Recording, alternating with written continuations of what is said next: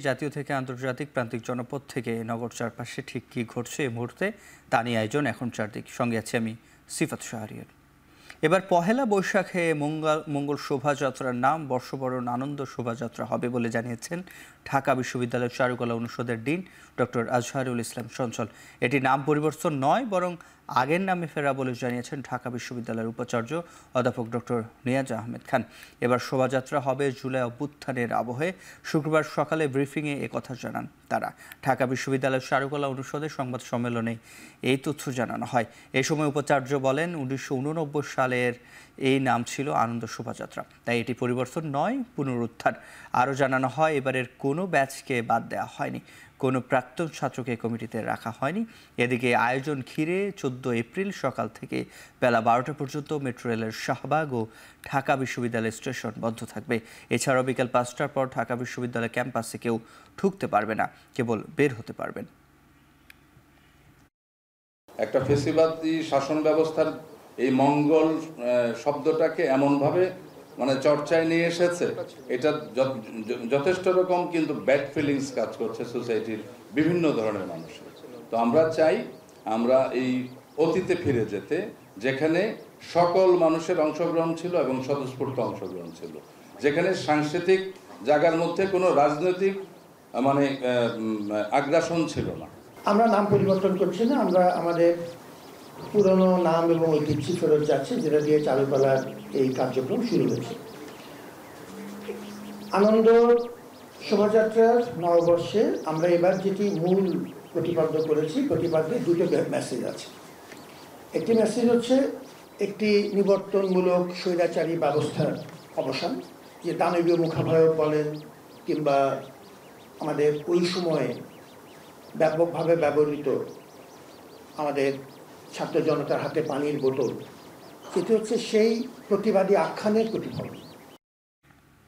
বর্ষবরণে কোনো ধরনের নিরাপত্তার শঙ্কা নেই। আইন শৃঙ্খলা বাহিনী সর্বোচ্চ নিরাপত্তার মাধ্যমে ব্যবস্থাও করেছে, সবাই স্বতঃস্ফূর্তভাবে বৈশাখের অনুষ্ঠানে অংশগ্রহণ করতে পারে বলে জানাচ্ছেন ছায়ানটের নির্বাহী সভাপতি ডাক্তার সরওয়ার আলী। বিকেলে রাজধানীর ছায়ানট সাংস্কৃতিক সংগঠনের মিলনায়তনে আসন্ন পহেলা বৈশাখে রমনার বটমূলে ছায়ানটের প্রভাতী অনুষ্ঠানের প্রস্তুতি ও সার্বিক ব্যবস্থাপনা বিষয় নিয়ে সংবাদ সম্মেলনে করে তিনি এসব কথা বলেন। মনে করে যে নববর্ষের রমনা বটমূলের আয়োজনে গান ও পাঠের আবহের মধ্যে প্রতিজনের হৃদয়ে বাঙালি জাতিসত্তার উদ্বোধন হবে। এটি বাঙালি প্রাণের উৎসব, একমাত্র অসাম্প্রদায়িক উৎসব। যে প্রয়োজনীয় যে নিরাপত্তা দেওয়ার ব্যাপার সেটি তারা দিচ্ছেন এবং আমরা নাগরিকজনকে আশ্বস্ত করতে চাই, প্রতিবারের মতো নির্বিঘ্নে নববর্ষের আয়োজন অনুষ্ঠিত হবে। আপনার সকলের রমনা। কয়েকটি দেশে পাচার হওয়া অর্থ আগামী 6 মাসের মধ্যে জব্দ করার লক্ষ্যে অন্তর্বর্তী সরকার কাজ করছে বলে জানিয়েছেন বাংলাদেশ ব্যাংকের গভর্নর ডক্টর আহসানুল মনসুর। শুক্রবার বিকেলে চট্টগ্রাম নগরীর বাংলাদেশ ব্যাংক ভবনে আয়োজিত এক সংবাদ সম্মেলনে এই কথা জানান তিনি। বলেন, দেশে রপ্তানি বৃদ্ধির পাশাপাশি রিজার্ভ ও আর্থিক খাত স্থিতিশীল রয়েছে। এছাড়া মূল্যস্ফীতি কমে আসলেও সন্তোষজনক নয়, আরও কমানোর চেষ্টা চলছে। বিদেশে পাচার হওয়া অর্থ ফিরিয়ে আনতে বিদেশি সংস্থা কাজ করছে বলেও জানান বাংলাদেশ ব্যাংকের গভর্নর। অ্যাসেটগুলোকে ফ্রিজ করার জন্য চেষ্টা করব আমরা। সেই ব্যাপারে আমরা বিভিন্ন দেশের যেসব আছেন, সরকারি প্রতিষ্ঠান আছেন, তাদের সাথে আমরা আলাপ করছি। আমরা মিউচুয়াল যেটাকে MLA লিগ্যাল অ্যাসিস্ট্যান্সের ব্যাপারে আমরা চিঠি পাঠাচ্ছি। আমরা বিভিন্ন ল ফার্মের সাথে কথা বলছি, তাদেরকে আমরা খুব শীঘ্রই হয়তো হায়ার করব। আমরা কিছু ফার্মের সাথে কথা বলছি যারা অ্যাসেট ট্রেস করবে। ঢাকা, কুমিল্লা, ব্রাহ্মণবাড়িয়া সহ দেশের বিভিন্ন স্থানে ভূমিকম্প অনুভূত হয়েছে, তবে তাৎক্ষণিক কোনো ক্ষয়ক্ষতি বা হতাহতের কোনো খবর পাওয়া যায়নি। উৎপত্তিস্থল ঢাকা থেকে 105 কিলোমিটার দূরে কুমিল্লা ও ব্রাহ্মণবাড়িয়ার ভারতীয় সীমান্ত এলাকা। শুক্রবার বিকেলে 4টা 52 মিনিটে এই ভূকম্পন অনুভূত হয় বলে জানান আবহাওয়া অধিদপ্তরের ভূমিকম্প পর্যবেক্ষণ ও গবেষণা কেন্দ্র। সেখান থেকে জানানো হয় ভূমিকম্পনটি রিক্টার স্কেলে মাত্রা ছিল 4, তবে মার্কিন ভূতাত্ত্বিক জরিপ প্রতিষ্ঠান ইউএসজিএস জানিয়েছে মাত্র ছিল 4.3। ভূমিকম্প পর্যবেক্ষণ ও গবেষণা কেন্দ্র থেকে জানানো হয় বাংলাদেশের জেলা কুমিল্লা, ব্রাহ্মণবাড়িয়া ও হবিগঞ্জের কাছে বাংলাদেশ ভারতের সীমান্তের কাছে এর উৎপত্তিস্থল। ভূমিকম্পের পর ফায়ার সার্ভিস ও অন্যান্য জরুরি সেবা প্রদানকারী সংস্থাগুলো সতর্ক অবস্থায় রয়েছে। এর আগে গেল 28 মার্চ দুপুরে বাংলাদেশে 2 দফায় ভূমিকম্প অনুভূত হয়। ফিলিস্তিনের গাজায় ইসরায়েলের বর্বরোচিত হামলার প্রতিবাদে বিক্ষোভ মিছিল করেছে ইসলামী যুব আন্দোলন সহ বেশ কয়েকটি ইসলামী সংগঠন। শুক্রবারের জাতীয় মসজিদ বাইতুল মোকাররমের উত্তর গেট থেকে এসব মিছিল বের হয়। মিছিল পূর্ব সমাবেশ থেকে বক্তারা ফিলিস্তিনে ইসরায়েলি হামলা বন্ধের দাবি জানান। তারা চলমান গণহত্যায় জাতিসংঘ সহ বিশ্বের বড় বড় মুসলিম দেশগুলোর নীরবতার সমালোচনা করেন। ইসরায়েলের বর্বরতা রুখতে মুসলিম বিশ্বকে এগিয়ে আসার আহ্বান জানান বক্তারা। এই সময় ইসরায়েলি পণ্য বয়কটের আহ্বানও জানানো হয়।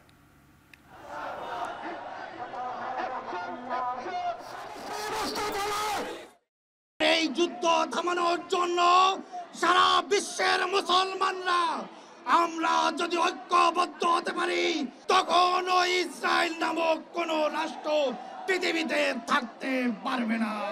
বেনিয়ামিন নেতানিয়াহু, তোমরা যদি মানুষ হয়ে থাকো, সারা পৃথিবীকে আজকে দেখো যেভাবে উত্তপ্ত হয়ে উঠেছে। এই আত্মীয়গিরির লাভায় তোমরা জলে পড়ে সারকার হয়ে যাবে। বাংলাদেশে যে সকল ইসরায়েলি ব্যবসা করছেন, অনতিবিলম্বে আপনাদের ব্যবসা গুটিয়ে ফেলুন। বাংলাদেশে কোনো ইসরায়েলি পণ্য থাকতে দেওয়া হবে না। গাজায় গণহত্যার প্রতিবাদে র্যালি করেছে বাংলাদেশ বাইসাইকেল, মোটরসাইকেল ও ভিন্টেজ কার কমিউনিটির সদস্যরা। শুক্রবার সকালে মানিক মিয়া এভিনিউ থেকে সাইকেল, বাইক ও গাড়ি নিয়ে শোভাযাত্রা শুরু হয়। এতে অংশগ্রহণকারীরা বলেন, রাফা ও গাজায় ইসরায়েলের নৃশংসতা হত্যা অবিলম্বে বন্ধ করতে হবে। ফিলিস্তিনের নারী ও শিশুরা নির্মমভাবে হত্যার শিকার হচ্ছে উল্লেখ করে অন্তর্বর্তী সরকারকে গাজাবাসীর জন্য সহায়তা পাঠানোর আহ্বান জানানো হয়। বক্তারা বলেন, এই প্রতিবাদ বিশ্ববাসীকে ফিলিস্তিনের পক্ষে ঐক্যবদ্ধ করতে ভূমিকা পালন করবে। র্যালিটি খামারবাড়ি, ফার্মগেট, শাহবাগ, সায়েন্স ল্যাব হয়ে ফের সংসদ ভবনের সামনে এসে শেষ হয়।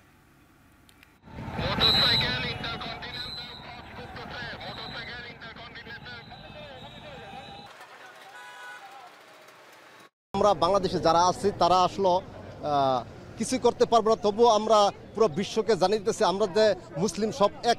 সামরিক শাসনটা কিরকম আমরা তো অ্যাকচুয়ালি বলতে পারবো না, বাংলাদেশের শক্তিটা কিরকম, তবুও আমরা চাই যে বাংলাদেশ যাতে একটা ভালো ভূমিকা রাখে। শিশুদের যে অবস্থা দেখতেছি, সত্যি আমি বলবো যে রক্তের চোখে যদি রক্তের মানে আসতো, তাহলে রক্তই এসে যেত। সত্যি চোখে পানি চলে আসে দৃশ্যগুলি আসতে, মানে রাতে ঘুম আসে না, মানে আজকেও ঠিক। বিশ্ব শান্তির জন্য, সেটার জন্যই আমরা বেশ কিছু স্কুটার গ্রুপ, বেশ কিছু বাইসাইক্লিং গ্রুপ, মোটরসাইকেল এবং ভিন্টেজ কার সহ সবাই একসাথে আসা। ইসরায়েলি গণহত্যার বিরুদ্ধে জাতিসংঘে আওয়াজ তুলতে অন্তর্বর্তী সরকারের প্রতি আহ্বান জানিয়েছেন গণসংহতি আন্দোলনের প্রধান সমন্বয়ক জুনায়েদ সাকি। বিকেলে শাহবাগে ইসরায়েলি গণহত্যার বিরুদ্ধে আয়োজিত এক বিক্ষোভ সমাবেশে তিনি বলেন, বাংলাদেশ যেভাবে শেখ হাসিনাকে পালাতে বাধ্য করেছে, তেমনি ইসরায়েলি গণহত্যার বিরুদ্ধে ফিলিস্তিনিদের পাশেও দাঁড়াতে হবে, কারণ পৃথিবীর প্রতিটি নিপীড়ন একটার সাথে আরেকটা যুক্ত। জুনায়েদ সাকি অভিযোগ করেন, দেশে ধর্মীয়, জাতিগত, জনগোষ্ঠী ও নারীর আক্রমণের শিকার হচ্ছে। ফ্যাসিস্টরা নানাভাবে অভ্যুত্থানকে ধ্বংস করতে চাইছে, সেই ষড়যন্ত্র রুখে দেওয়ার আহ্বান জানান তিনি। বিক্ষোভ সমাবেশ শেষে মিছিলে বের হয় করে গণসংহতি আন্দোলন।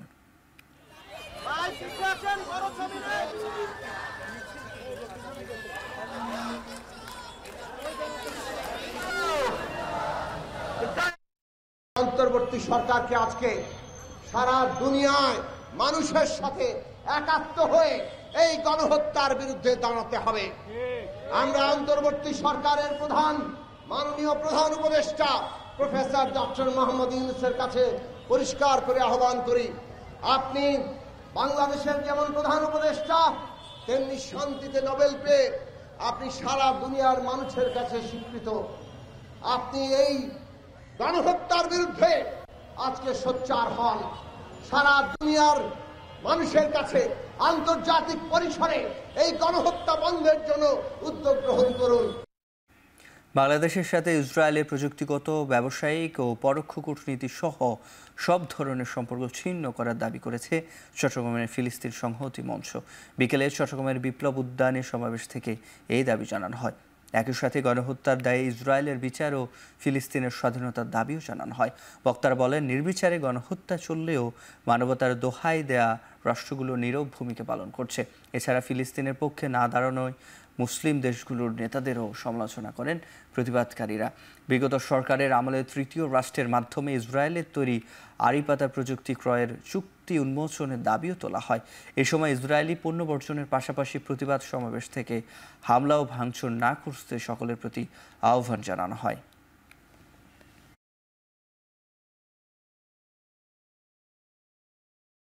সকল দেশের রাষ্ট্রপ্রধানকে বিনীতভাবে আহ্বান জানাই, যে আহ্বানটা ইতিমধ্যে আমরা শুরু করেছি।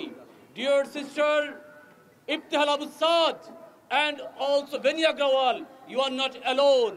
We all are with you.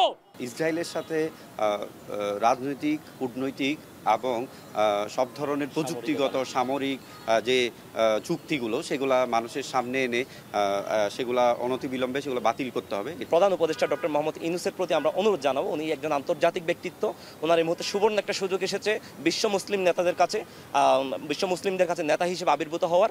উনি চাইলে আমাদের সকলের পক্ষ থেকে, মুসলিম উম্মার পক্ষ থেকে আইসিসি এবং জাতিসংঘে অনাস্থা প্রকাশ করতে পারেন। গাজায় নিরীহ মানুষের পাশে দাঁড়াতে দেশের মানুষকে কি করতে হবে অন্তর্বর্তী সরকারকে এখনই সে ব্যাপারে নির্দেশনা দেওয়ার আহ্বান জানিয়েছেন জাতীয় পার্টির চেয়ারম্যান জিএম কাদের।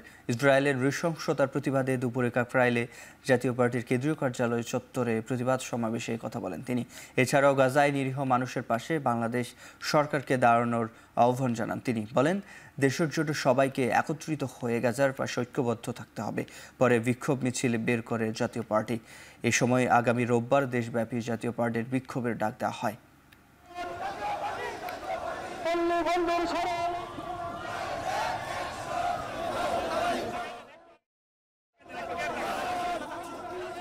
নববর্ষ ঘিরে ছুটির দিনে জমজমাট রাজধানীর কাঁচা বাজার। বেড়েছে ইলিশের চাহিদা, এতে সরবরাহ স্বাভাবিক থাকলেও বাড়তি দাম।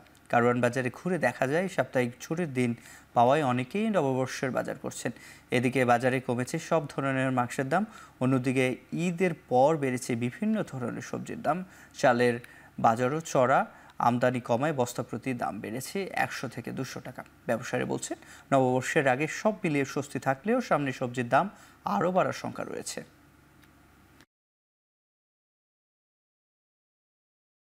ইলিশ বড়টা 1.5 কেজিগুলো 2200 টাকা করে, মানে জেনারেলি এটার দাম হওয়ার কথা 1800, 2000, কিন্তু এটা আরো বেশি। ঈদের পরের সপ্তাহে আমরা বয়লা বেচছি 195, 200, আজকে বেচতেছি 180 টাকা। সোনালী বেচছি 290, 300 টাকা, আজকে বেচতেছি 270, 80 টাকা। গত সপ্তাহে ছিল 1250 খাসি, আর ছিল 1150। তো এবারে দাম কিছু কমছে, 1100 টাকা হইলো ছাগল, খাসি হইলো 1200। পয়লা বৈশাখ উপলক্ষে এখনো দাম বাড়ে না, বাড়ার সম্ভাবনা আছে কিন্তু এখনো বাড়ে না। বছরের এই সময় ইলিশের চাহিদা থাকে বেশি, তবে ইলিশের বাজারে নেই স্বস্তি। বেশিরভাগ বাজারেই 50 থেকে 100 টাকা পর্যন্ত বেড়েছে দাম। ইলিশের সাথে দর বেড়েছে অন্য মাছেরও, তবে দাম অপরিবর্তিত রয়েছে মাংসের। সিলেটের বাজারে ক্রেতাদের চাহিদা বাড়ায় মাছের দাম অনেকটাই বেড়েছে। বিশেষ করে ইলিশ এবং রুই মাছ চড়া দামে বিক্রি হচ্ছে। চাহিদার তুলনায় আমদানি না থাকায় ইলিশের কেজি 50 থেকে 100 টাকা পর্যন্ত বেড়েছে। আকার ভেদে প্রতি কেজি ইলিশ 1600 থেকে 2800 টাকা পর্যন্ত বিক্রি হচ্ছে। পয়লা বৈশাখের আগে চাঁদপুরেও মাছের দাম চড়া। নদীতে মাছ ধরা নিষিদ্ধ থাকায় চাষের মাছই ভরসা ক্রেতাদের।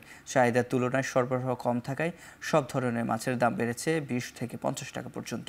তবে ময়মনসিংহের বাজারে সরবরাহ বাড়ায় কমেছে ইলিশ ও অন্যান্য মাছের দাম। এদিকে বগুড়ায় বাজারে নতুন করে বাড়েনি মাংসের দাম, বরং মুরগির কেজিতে কমেছে 15 থেকে 20 টাকা। গরুর মাংসের কেজি 750 এবং খাসি বিক্রি হচ্ছে 1100 টাকায়।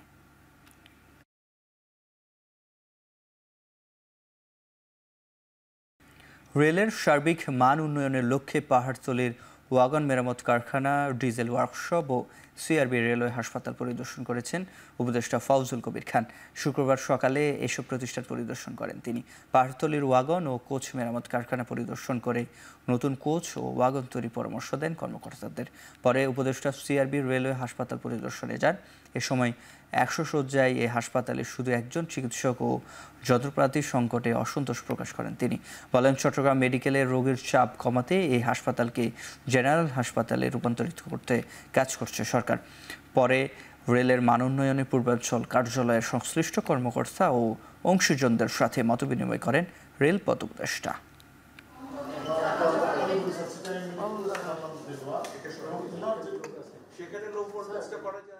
লোকবল নাই, তারপরে এগুলোর মানে আপগ্রেডেশন দরকার, সেটা আমরা করব।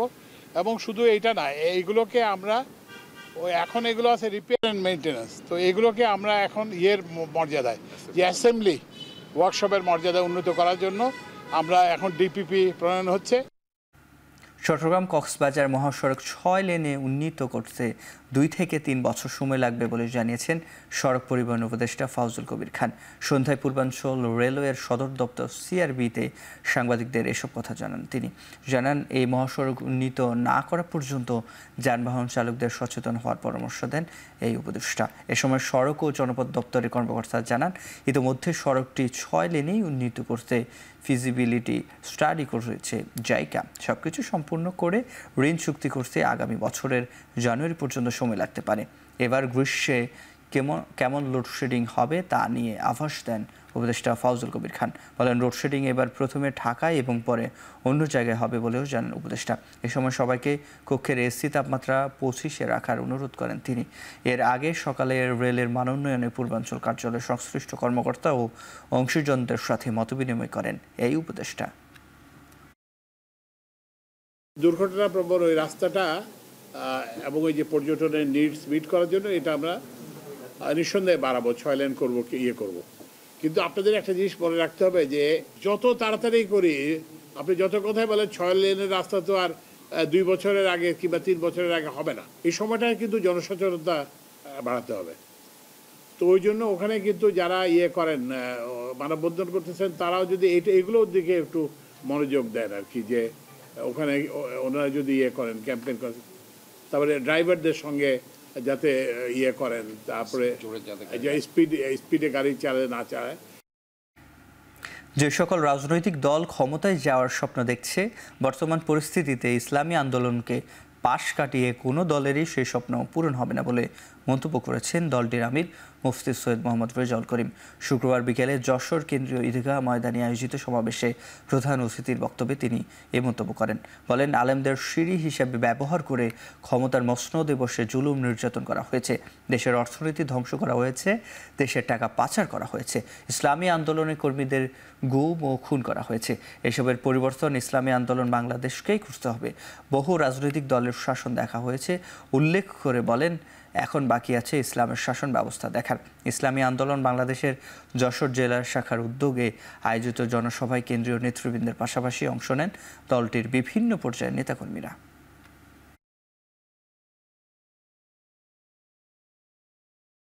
যারা এই ক্ষমতায় যাওয়ার স্বপ্ন দেখছে, আল্লাহর রহমতে ইসলামী আন্দোলন বাংলাদেশকে বাইপাস করে ক্ষমতায় যাওয়াটা বড় কঠিন একটা পরিবেশ আল্লাহর রহমতে তৈরি হয়েছে।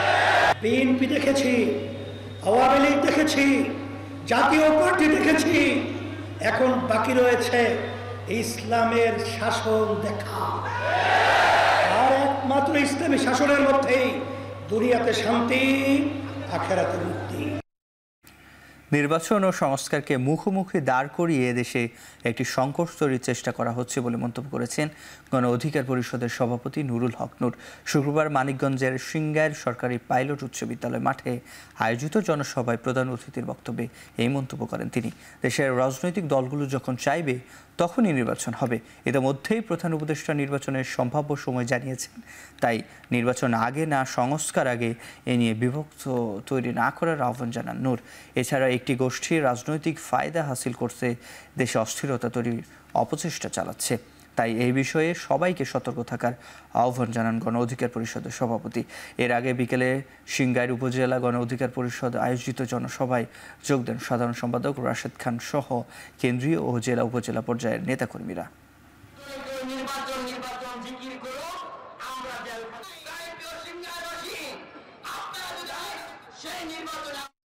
বিভিন্নভাবে আমাদেরকে একটা বিভ্রান্ত করার চেষ্টা করছে। নির্বাচন এবং সংস্কারকে মুখোমুখি দাঁড় করিয়ে দেশে আরেকটি সংকট তৈরি করার চেষ্টা করা হচ্ছে। একটা গোষ্ঠী রাজনৈতিক ফায়দা নিতে দেশে অস্থিরতা তৈরি করতে চায়। এই বিষয়ে আমাদের সকলকে সতর্ক থাকতে হবে। অযথা নির্বাচন আগে না সংস্কার আগে, সংস্কার আগে না নির্বাচন পরে, এই বিতর্কের তো দরকার নাই। রাষ্ট্র সংস্কার করে নির্বাচন হবে, এইটাই সরকারের ম্যান্ডেট। গ্যাস স্বল্পতায় উৎপাদন বন্ধ হয়ে গেছে চট্টগ্রামের রাষ্ট্রায়ত্ত সার কারখানা CUFL। সকাল 10টায় কারখানাটিতে গ্যাস সরবরাহ বন্ধ ঘোষণা করে কর্ণফুলী গ্যাস কর্তৃপক্ষ। কারখানাটি কবে আবার চালু হবে তাও নিশ্চিত করে বলতে পারছে না CUFL প্রশাসন। CUFL কর্তৃপক্ষ জানায় প্রতিদিন সার উৎপাদনের জন্য কারখানায় 45 মিলিয়ন ঘনফুট গ্যাস প্রয়োজন হয়। কারখানাটিতে উৎপাদন সক্ষমতার 1700 টন হলেও দিনে বর্তমানে 1100 টন ইউরিয়া উৎপাদন করতে পারে। দীর্ঘ সময় বন্ধ থাকার পর গত নভেম্বরে CUFL এ জাতীয় গ্রিড থেকে গ্যাস সরবরাহ শুরু হয়। তখন থেকে টানা 5 মাস চালু থাকায় প্রায় 1 লাখ টন সার উৎপাদন করতে পেরেছে সরকারি এই প্রতিষ্ঠানটি। এ পর্যন্ত জুন পর্যন্ত 1.5 লাখ টন ইউরিয়া সার উৎপাদনের লক্ষ্যমাত্রা নিয়ে কাজ করছিল কর্তৃপক্ষ, কিন্তু 50,000 টন বাকি থাকতেই মাঝপথে গ্যাস স্বল্পতায় অজুহাত দেখিয়ে সরবরাহ বন্ধ করে দেওয়া হয়। এতে সার উৎপাদন ও লক্ষ্যমাত্রা অর্জন অনিশ্চয়তা পড়েছে বলে দাবি কর্তৃপক্ষের।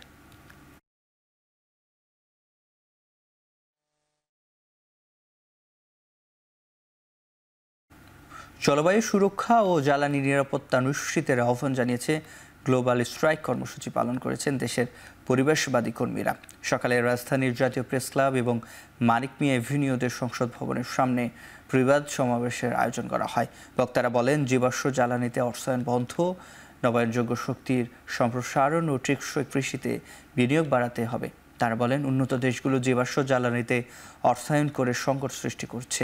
জলবায়ুতে সবচেয়ে বেশি ক্ষতিগ্রস্তদের তালিকায় বাংলাদেশ থাকায় ন্যায্য ক্ষতিপূরণ দেওয়ার দাবিও জানান তারা। আমরা যে পরিবেশের ক্ষতি করছি সেটা যাতে আর না হয়, আমরা একটা পরিষ্কার বাতাস, পরিষ্কার পানি, একটা সুন্দর পৃথিবী চাই। বর্তমানে যে পৃথিবী যে এত উত্তপ্ত, এত গরম, সেটা মূলত এই যে বর্তমানে যে উন্নয়নের মহাযাত্রা, যে জীবাশ্ম জ্বালানি পোড়ানো হচ্ছে, কার্বন ইমিশনের ফলে কিন্তু এটা হচ্ছে। মানে উন্নত বিশ্বে তারা হচ্ছে এত পরিমাণ ফসিল ফুয়েল, এত পরিমাণ বাইন্ডিং করতেছে, যার কারণে তারা উন্নত হচ্ছে, কিন্তু দিন দিন আমরাই ক্ষতি হচ্ছে। গ্লোবাল ওয়ার্মিং হচ্ছে, সমুদ্রের সি লেভেল রাইজ হচ্ছে। সেই সি লেভেল রাইজের জন্য আমাদের মতো ভালনারেবল কান্ট্রি আমরা খরা, ফ্লাড এগুলা ফেস করছি।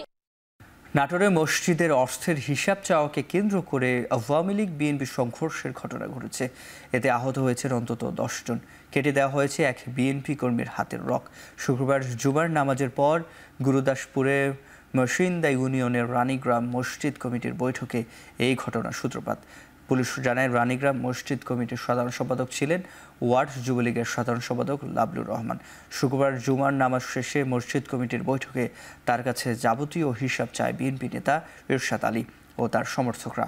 এ সময় উভয় পক্ষ কথা কাটাকাটির এক পর্যায়ে দেশীয় অস্ত্র নিয়ে সংঘর্ষে জড়িয়ে পড়ে। এতে অন্তত 10 জন আহত হন।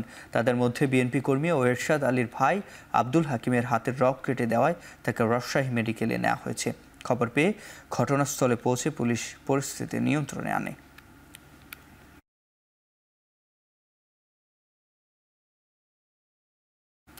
নারায়ণগঞ্জের শিশু সন্তান সহ 2 নারীর খণ্ডিত মরদেহ উদ্ধার করেছে পুলিশ। এই ঘটনায় জড়িত সন্দেহে একজনকে আটক করা হয়েছে। দুপুরে সিদ্ধিরগঞ্জের পশ্চিমপাড়া এলাকায় একটি বাড়ির আঙিনা থেকে মরদেহগুলো উদ্ধার করা হয়েছে।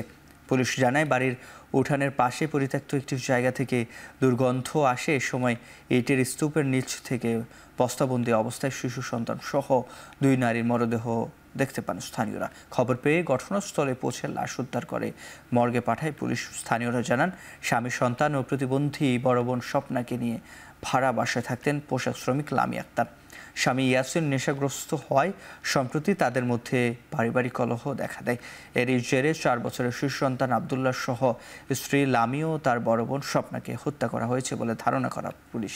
এই ঘটনায় জড়িত অভিযোগে স্বামী ইয়াসিনকে আটক করা হয়েছে।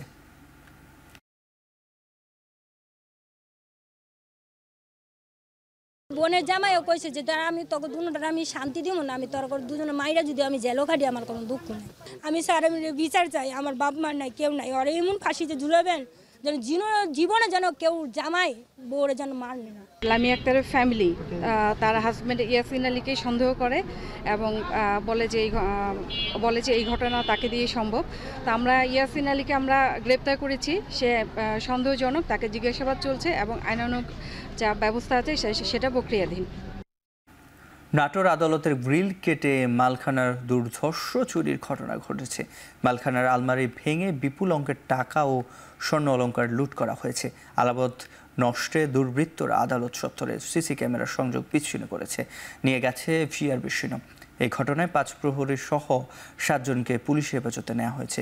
রাতে 5 পুলিশ নিরাপত্তার দায়িত্বে থাকার পরও কোর্ট পুলিশের ডকুমেন্ট কক্ষ এবং কোর্ট পরিদর্শকের কক্ষের জানালার গ্রিল কেটে সংঘবদ্ধ চোরচক্র প্রবেশ করে।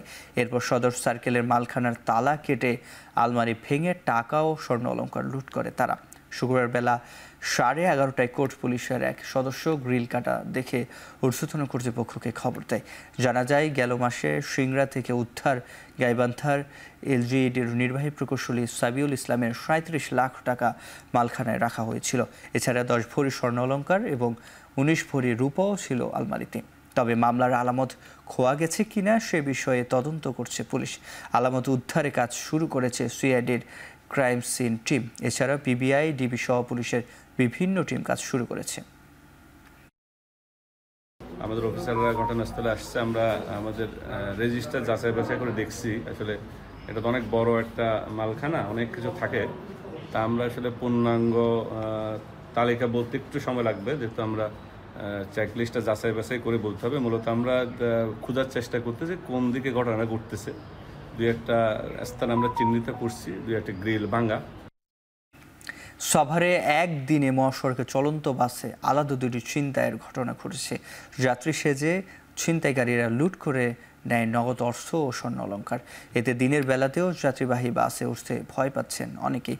ছিনতাইয়ের শিকার যাত্রীরা জানান, শুক্রবার দুপুর 12টার দিকে ঢাকা আরিচা মহাসড়কের সাভার ব্যাংক টাউন এলাকায় সাভার পরিবহনের একটি চলন্ত বাস ছিনতাইয়ের শিকার হয়। যাত্রী বেশ কয়েকজন ছিনতাইকারী চাকু দেখিয়ে যাত্রীদের সর্বস্ব লুটে নেয়।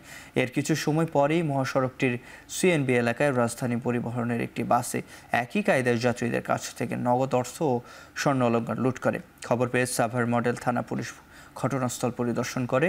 পুলিশের পক্ষ থেকে জানানো হয়, মহাসড়কে নিরাপত্তা নিশ্চিতে কোর্সের টহল জোরদার করা হয়েছে। সাতপুরের মতলবে ভয়াবহ আগুনে পুড়ে গেছে 17টি ব্যবসা প্রতিষ্ঠান।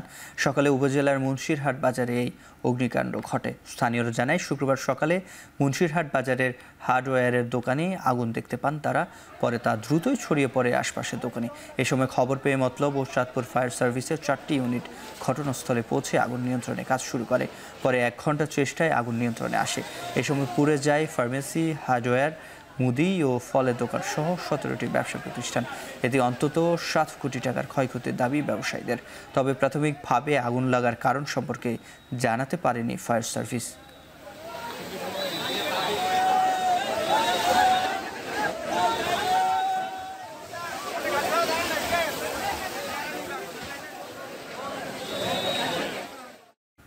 ছুটির দিনে বৈরী আবহাওয়ার মাঝেও পর্যটকদের আনাগোনায় সরব কক্সবাজার। বৃষ্টি স্নাত পরিবেশে সকাল থেকে সমুদ্র জলে উল্লাসরত ভ্রমণ পিপাসুরা। সাগরের সান্নিধ্যে মনকে চাঙ্গা করতে পর্যটকরা এসেছেন। বাড়তি আনন্দ যোগাচ্ছে রোদ, মেঘের লুকোছুরি। নোনা জলে শরীর ভেজানোর পাশাপাশি ঘোড়া ও বিচ বাইকে সময় কাটাচ্ছেন অনেকে। বৈরী আবহাওয়ায় কোনো পর্যটক যাতে সমুদ্রে ঝুঁকিতে না পড়েন সেজন্য সজাগ লাইফগার্ড সদস্যরা। সাগর কিছুটা উত্তাল থাকলেও সমুদ্রের গভীরে না যেতে পর্যটকদের সতর্ক করা হচ্ছে। এদিকে ঈদের পর থেকে পর্যটক সমাগম বেশি থাকায় স্বস্তিতে সৈকতের ক্ষুদ্র ব্যবসা, হোটেল, রেস্তোরাঁ সহ পর্যটন খাত।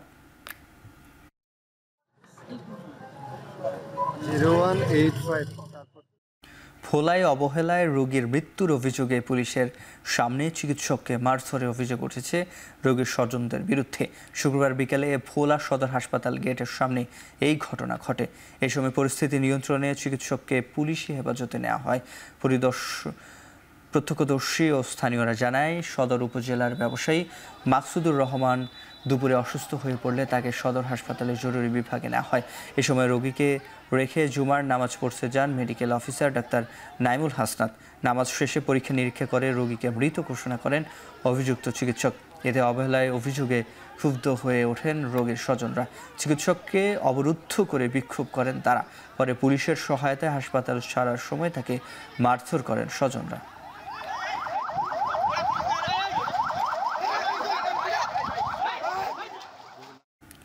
গণস্বাস্থ্য কেন্দ্রের প্রয়াত প্রাণ পুরুষ প্রতিষ্ঠাতা বীর মুক্তিযোদ্ধা ডাক্তার জাফরুল্লাহ চৌধুরীর দ্বিতীয় মৃত্যুবার্ষিকী উপলক্ষে সাভারে দোয়া মাহফিল অনুষ্ঠিত হয়েছে।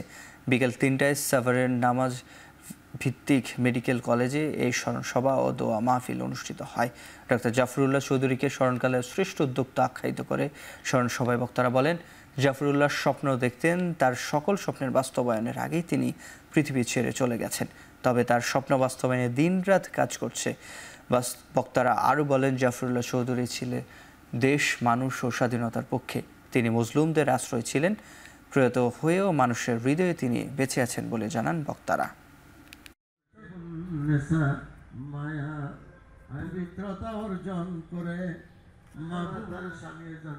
এবার আন্তর্জাতিক প্রসঙ্গ। গেল 2 দিনে ভারতের বিহার রাজ্যে তীব্র ঝড়ের কবলে পড়ে প্রাণ গেছে অন্তত 58 জনের। ভারতীয় গণমাধ্যম এনডিটিভি নিশ্চিত করেছে, এরই মধ্যে বজ্রপাতে প্রাণহানি হয়েছে 23 জনের। উপরে যাওয়া গাছ ও দেয়ালের নিচে চাপা পড়ে মারা গেছে বাকি 35 জন। স্থানীয় গণমাধ্যম আরও জানায়, নিহতদের বেশিরভাগই বিহারের লালন্দা জেলার বাসিন্দা। এরই মধ্যে হতাহতের পরিবারকে 4 লাখ রুপি ক্ষতিপূরণ দেওয়ার ঘোষণা দিয়েছে রাজ্য সরকার। এদিকে টানা দ্বিতীয় দিনের মতো ধূলি ঝড়ের কবলে পড়েছে ভারতের বৃহত্তম শহর দিল্লি। কেন্দ্রশাসিত এই অঞ্চল জুড়ে জারি করা হয়েছে লাল সতর্কতা। ভারতীয় আবহাওয়া দপ্তর বলছে, আগামী কয়েকদিন এই ঝোড়ো আবহাওয়া অপরিবর্তিত থাকতে পারে।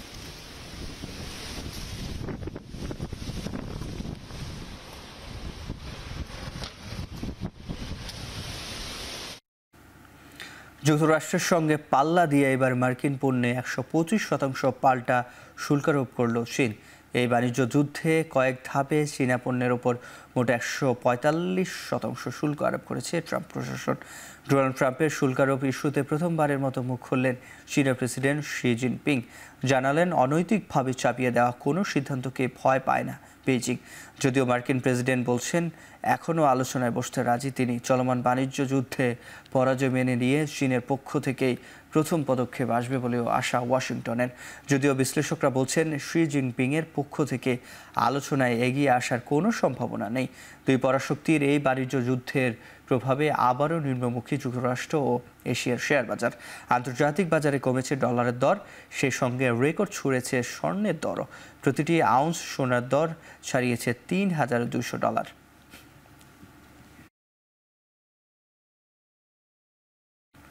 যুক্তরাষ্ট্রের নিউ ইয়র্কে হাডসন নদীতে যাত্রীবাহী হেলিকপ্টার বিধ্বস্ত হয়ে 3 শিশুসহ 6 জন নিহত হয়েছেন। এর মধ্যে 5 যাত্রী একই পরিবারের। নিউ ইয়র্ক পুলিশ জানায়, হেলিকপ্টারটি নিউ জার্সির দিকে যাচ্ছিল। জর্জ ওয়াশিংটন ব্রিজ পার হওয়ার পরই নিয়ন্ত্রণ হারিয়ে ফেলে। এরপরে দুর্ঘটনা ঘটে। খবর পেয়ে দ্রুত উদ্ধারকর্মীরা সেখানে যান। তবে ঘটনাস্থলে 4 জন নিহত হয়েছে বলে জানায় নিউ ইয়র্ক পুলিশ। বাকি 2 জন হাসপাতালে আনার পর মারা যান। নিহতর পরিবারের পরিচয় এখনও প্রকাশ করা হয়নি। দুর্ঘটনার কারণ জানতে তদন্ত চালাচ্ছে বলে জানিয়েছেন দেশটির ফেডারেল এভিয়েশন বিভাগ।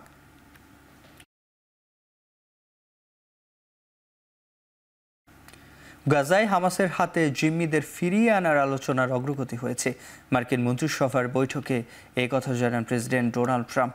যদিও এই বিষয়ে বিস্তারিত জানাননি তিনি। এ সময় যুক্তরাষ্ট্রের ইহুদি বিদ্বেষ বিরোধী বিশেষ দূত হিসাবে ইয়েহুদা ক্যাপলোনের নাম ঘোষণা করেন মার্কিন প্রেসিডেন্ট। এদিকে বৃহস্পতিবার দিনভর ইসরায়েলি হামলায় গাজায় নিহত কমপক্ষে 29 ফিলিস্তিনি। গাজা সিটিতে আবাসিক ভবনে হামলার ধ্বংসস্তূপ থেকে এখনও বের করা হচ্ছে মরদেহ। 3 মাস ধরে সীমান্ত অবরোধের কারণে তীব্র হচ্ছে খাদ্য সংকট। বিশ্ব স্বাস্থ্য সংস্থার প্রধানের দাবি, জরুরি ভিত্তিতে 10,000 গাজাবাসীর বিদেশে চিকিৎসা প্রয়োজন।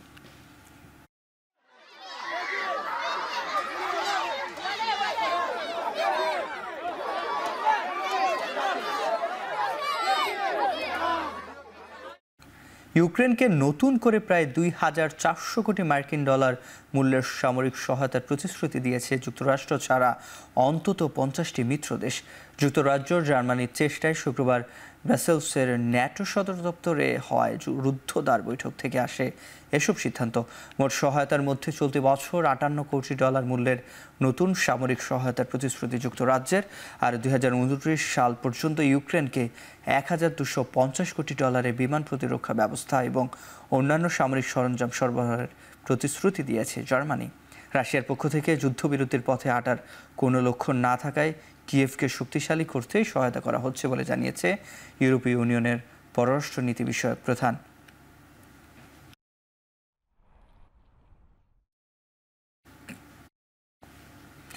এবার খেলার প্রসঙ্গ। ঘরের মাঠে জিম্বাবুয়ের বিপক্ষে টেস্ট সিরিজকে চ্যালেঞ্জিং মানছেন টাইগার অধিনায়ক নাজমুল হোসেন শান্ত। একই সাথে কোনো দলকে ছোট মনে করার সুযোগ নেই বলে মন্তব্য করেন তিনি।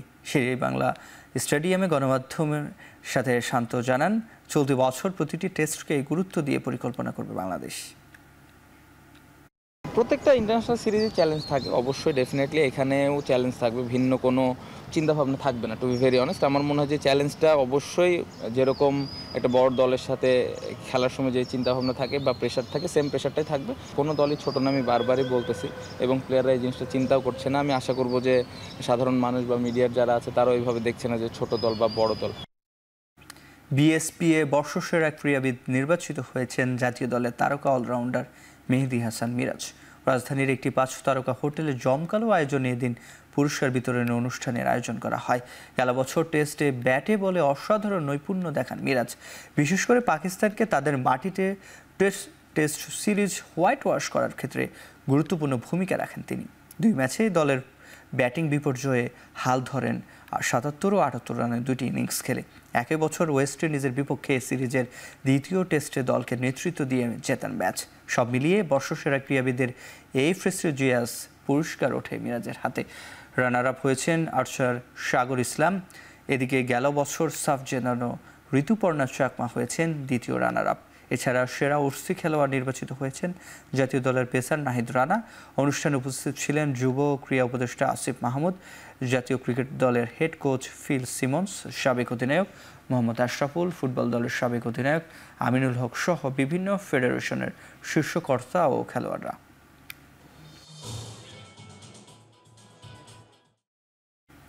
আইসিসির প্রস্তাবিত নতুন নিয়মে বোলারদের জন্য আসতে যাচ্ছে সুখবর। বর্তমানে 50 ওভারের ফরম্যাটে 2টি নতুন বল ব্যবহার করা হলেও প্রস্তাবিত নিয়মে 25 ওভার পর একটি বল ব্যবহারের সুযোগ থাকবে। তাই 22 গজে আবারও ফিরতে পারে রিভার্স সুইং। 2টি নতুন বল ব্যবহারের নিয়ম শুরুর পর থেকেই 22 গজে ব্যাটারদের দাপটে অসহায় বোলাররা। তাই ব্যাটার বোলারদের ব্যাটলে ভারসাম্য আনতে 50 ওভারের ফরম্যাটে বল ব্যবহারের নিয়মে কিছুটা সংস্কার করতে যাচ্ছে আইসিসি। প্রস্তাবিত নতুন নিয়মেও থাকছে 2টি বল ব্যবহারের বিকল্প, তবে পর্যায়ক্রমে দ্বিতীয় নতুন বলটি বাদ দিয়ে 25 ওভার পর 2 বলের মধ্যে কেবল একটি বল বেছে নিতে পারবে বোলিং দল। এই নিয়ম অনুযায়ী 50তম ওভার করার সময় বলটি 37 থেকে 38 ওভারের পুরনো হবে। তাই 22 গজে আবারও দেখা যেতে পারে রিভার্স সুইং। জিম্বাবুয়েতে চলমান আইসিসি বৈঠকে এই সুপারিশ আনা হবে বলে প্রত্যাশা করা হচ্ছে। তবে নতুন আইন পাশ করা হলেও তা কার্যকর হবে 2028 সালের পর থেকে।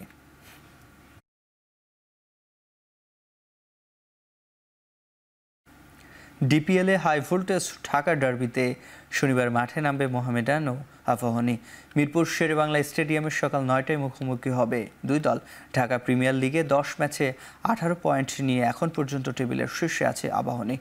সমান ম্যাচে 16 পয়েন্ট নিয়ে মোহামেডান আছে 2 নম্বরে। তাই এবারের আসরের শিরোপা নির্ধারণের যাত্রায় বড় ভূমিকা রাখবে শনিবারের ম্যাচ। তবে কোন চাপ নয়, অন্য 10টা ম্যাচের মতোই চাপহীন ক্রিকেট খেলতে চান আবাহনীর অধিনায়ক নাজমুল শান্ত। অন্যদিকে মোহামেডানের সহকারী কোচ আনোয়ার হোসেন মনে করেন, অভিজ্ঞদের মিশেলে গড়া দল হিসেবে যে কাউকে হারাতে পারে মোহামেডান স্পোর্টিং ক্লাব। প্রতি বছর যেরকম একটা এক্সাইটমেন্ট কাজ করে একই রকম দিন শেষে এটা একটা খেলা, বাট আবাহনী মোহামেডান অলওয়েজ একটা মানুষের তো একটা বাড়তি চাওয়া পাওয়া থাকে। আশা করবো যে কালকের ম্যাচটা এরকম এক্সাইটমেন্ট একটা ম্যাচ হবে। না, কোনো এক্সট্রা প্রেশার না। আমরা তো বেটার টিমের এগেনস্টেও খেলছি, যদি খাতা কলমে লেখা থাকে।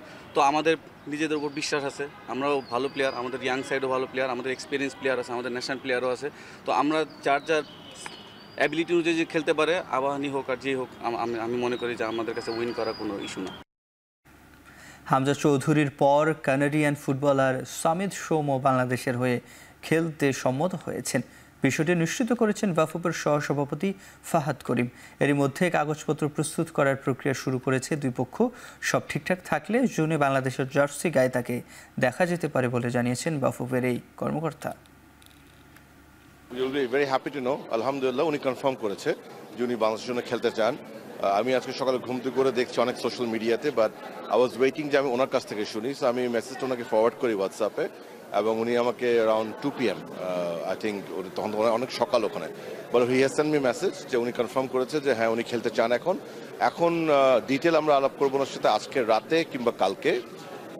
ওনার পাসপোর্টের কি অবস্থা, ওটা কতক্ষণ সময় লাগবে না লাগবে, আমরা কিছু গ্রাউন্ড ওয়ার্ক করে রেখেছিলাম আগের থেকেই, বাট তারপরে গোয়িং ফরওয়ার্ড ওই প্ল্যানটা করব এবং ওনাকে ক্যালেন্ডার শেয়ার করবো আমি। সো ক্যালেন্ডারটা দেখে উনি বলতে পারবে উনি কোন কোন খেলার জন্য অ্যাভেলেবল হবেন না। And then we will start from Sunday first thing in the morning ওনার সবকিছু প্রক্রিয়া। দেশের ফুটবলের সংকট কাটাতে প্রবাসী ফুটবলার এনে লাভ নেই, বরং তৃণমূল ফুটবলে নজর দিতে হবে, এমনটাই জানিয়েছেন জাতীয় দলের সাবেক অধিনায়ক আমিনুল হক। এদিকে বিগত সরকারের আমলে ফ্যাসিবাদের পক্ষ নেয় ক্রিকেটার সাকিব আল হাসানের বিচার করা হবে বলেও জানিয়েছেন আমিনুল হক। ফুটবলে হয়তো বা বিদেশি খেলোয়াড়, আমাদের বাংলাদেশি বংশোদ্ভূত অনেকেই বিদেশ থেকে বাংলাদেশের হয়ে খেলার আগ্রহ প্রকাশ করছেন বা সেটার একটা পাইপলাইন তৈরি হয়েছে, বাট সেটা তো একটা সাময়িক সমস্যার সমাধান হবে। কিন্তু ইন দ্য লং রান বাংলাদেশের ফুটবলকে যদি আপনি একটি ভিত্তি মানে সুসংগঠিত ভিত্তির জায়গায় নিয়ে যেতে চান, তাহলে আমাদের গ্রাসরুট লেভেল থেকে অনেক ফুটবলার তৈরি করতে হবে, আমাদের স্কুল ফুটবল তৈরি করতে হবে, আমাদের প্রত্যেকটা জেলা পর্যায়ে খেলা নিশ্চিত করতে হবে, লিগ তৈরি করতে হবে।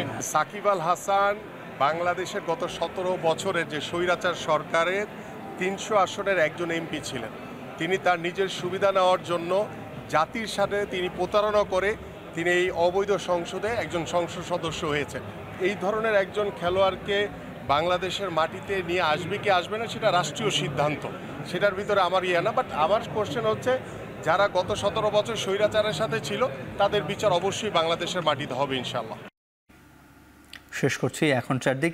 এখন টেলিভিশন ওয়েবসাইটে দেখতে ভিজিট করুন www.ekhon.tv, ফেসবুক দেখতে ভিজিট করুন facebook.com/tv.ekhon, ইউটিউবে দেখতে ভিজিট করুন youtube.com/c/ekhon tv।